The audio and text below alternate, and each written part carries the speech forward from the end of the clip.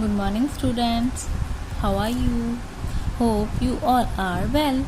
Please pick up your My Mini Alpha book and open the page number 28 and 29. First of all, write down date and day top of the page. Speak aloudly letter M. Capital M, baby M. M says ma.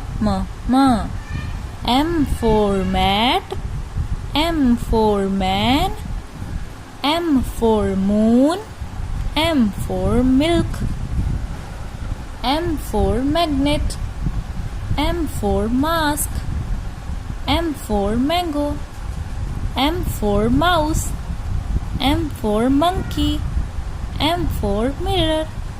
Now speak aloudly again and again. Capital M, baby M. M says ma. M for mat, M for man, M for moon, M for milk, M for magnet, M for mask, M for mango, M for mouse, M for monkey, M for mirror. So speak aloudly again and again. Thank you. Have a nice day.